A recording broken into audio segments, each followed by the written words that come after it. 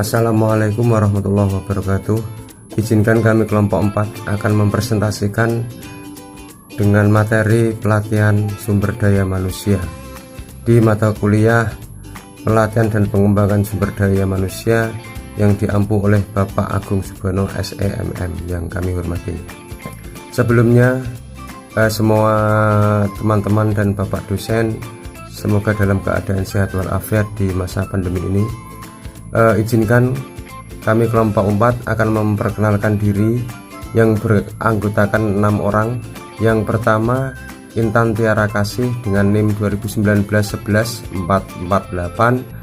Yang kedua Tika Tri Ajeng Rahmah dengan NIM 2019-11-572. Yang ketiga Bayu Puja Wicaksana dengan NIM 2019-11-432. Yang keempat Andrizal Rinaldi dengan NIM 2019-11-441.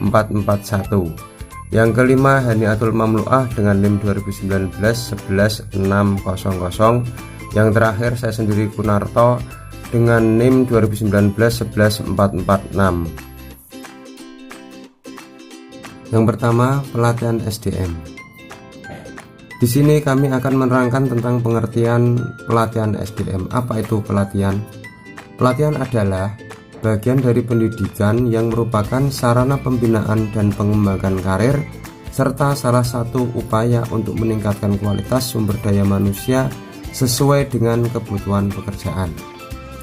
Menurut Sastrodipuro 2006 dalam Kamil 2010 halaman 152 memberikan definisi pelatihan adalah salah satu jenis proses pembelajaran untuk memperoleh dan meningkatkan keterampilan di luar sistem pengembangan sumber daya manusia yang berlaku dalam waktu yang relatif singkat dengan metode yang lebih mengutamakan taktik daripada teori. Sejalan dengan pendapat di atas, Sastrodipuro 2006 halaman 121 menyebutkan juga bahwa pelatihan bisa dianggap sebagai suatu proses penyampaian pengetahuan, keterampilan, dan pembinaan sikap dan kepribadian. Untuk slide selanjutnya akan dibacakan oleh teman saya. Nama saya Intan Tiara Kasih, NIM 2019-11448. Di sini saya akan menjelaskan tentang tujuan pelatihan. Yang pertama adalah mempersiapkan karyawan untuk promosi. Yang kedua, mengorientasikan karyawan terhadap organisasi. Yang ketiga adalah memutakhirkan keahlian para karyawan sejalan dengan perubahan teknologi. Yang keempat adalah membantu memecahkan persoalan operasi. Yang kelima adalah mengurangi waktu belajar bagi karyawan untuk menjadi kompeten dalam pekerjaan. Assalamualaikum warahmatullahi wabarakatuh. Saya Tika Tri Ajeng Rahmah, NIM 2019-11572. Saya akan melanjutkan presentasi dari Pak Kunarto. Baik, selanjutnya ada manfaat pelatihan. Yang pertama, pelatihan sebagai alat untuk memperbaiki penampilan atau kemampuan individu, kelompok dengan harapan memperbaiki performance organisasi. Yang kedua, ada keterampilan tertentu diajarkan agar karyawan dapat melaksanakan tugas-tugas sesuai dengan standar yang diinginkan. Dan yang ketiga, ada pelatihan juga dapat memperbaiki sikap-sikap terhadap pekerjaan, terhadap pimpinan atau karyawan. Dan yang terakhir, ada manfaat lain daripada pelatihan, yaitu memperbaiki standar keselamatan. Selanjutnya akan dilanjutkan oleh teman saya. Silahkan.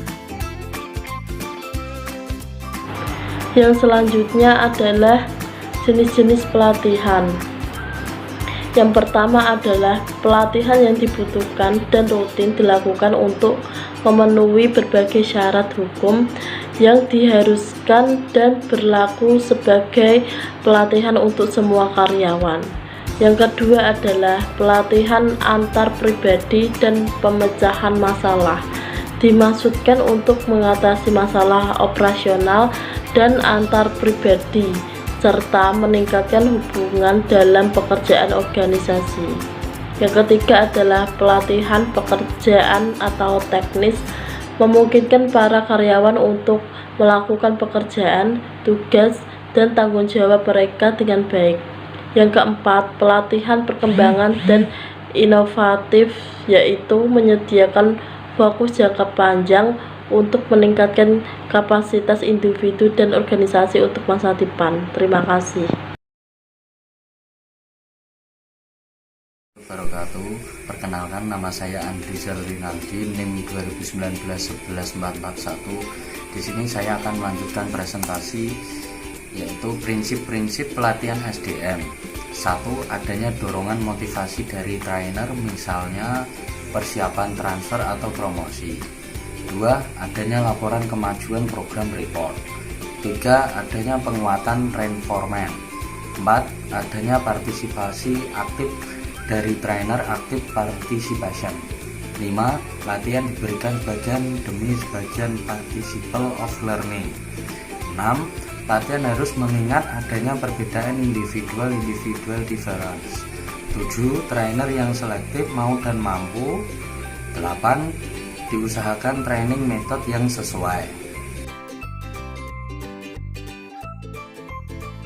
Assalamualaikum warahmatullahi wabarakatuh. Saya Haniatul Mamluah, NIM 2019-11600.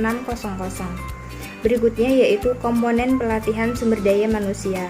Yang pertama, masukan saran atau instrumen input, yaitu meliputi keseluruhan sumber dan fasilitas yang menunjang kegiatan belajar. 2. Masukan mentah atau raw input, yaitu peserta pelatihan dengan berbagai karakteristiknya. 3. Masukan lingkungan atau environment input, yaitu meliputi faktor lingkungan yang menunjang pelaksanaan kegiatan pelatihan. 4. Proses, yaitu kegiatan interaksi edukatif yang terjadi dalam pelaksanaan kegiatan pelatihan. 5. Keluaran atau output, yaitu lulusan yang telah mengalami proses pembelajaran pelatihan. 6. Masukan lain atau other input, yaitu daya dukung pelaksanaan pelatihan. Assalamualaikum warahmatullahi wabarakatuh. Perkenalkan, nama saya Bayu Puja Wicaksana, NIM 2019-11432. Manajemen pelatihan SDM. Manajemen pelatihan SDM merupakan setiap usaha untuk memperbaiki performa seseorang pekerja pada satu bidang pekerjaan tertentu yang menjadi tanggung jawabnya, atau satu pekerjaan yang ada kaitannya dengan pekerjaannya. Contoh pelatihan yang dapat dilakukan pihak perusahaan kepada SDM atau karyawan adalah 1. Mengasahkan keahlian karyawan. Yang kedua, pelatihan dalam bidang yang berbeda. Yang ketiga, pelatihan tentang teknologi yang sesuai dengan passion perusahaan. Yang keempat, melatih kemampuan bahasa. Yang kelima, melatih kreativitas skill.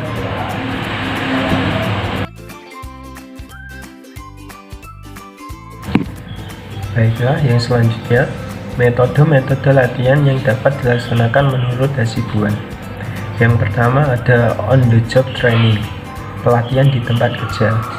Yang kedua, vestibule school, pelatihan di mana para pelatihnya bukan para atasan langsung, tetapi pelatihan khusus staf spesialis. Yang ketiga ada demonstration and example, dilakukan dengan cara peragaan dan penjelasan bagaimana cara-cara mengerjakan sesuatu pekerjaan melalui contoh-contoh atau percobaan yang didemonstrasikan. Yang keempat ada simulation, teknik untuk mencontoh semirip mungkin terhadap konsep sebenarnya dari pekerjaan yang akan dijumpainya. Yang kelima ada apprenticeship, cara untuk mengembangkan keahlian petukangan sehingga para karyawan yang bersangkutan dapat mempelajari segala aspek dari pekerjaannya.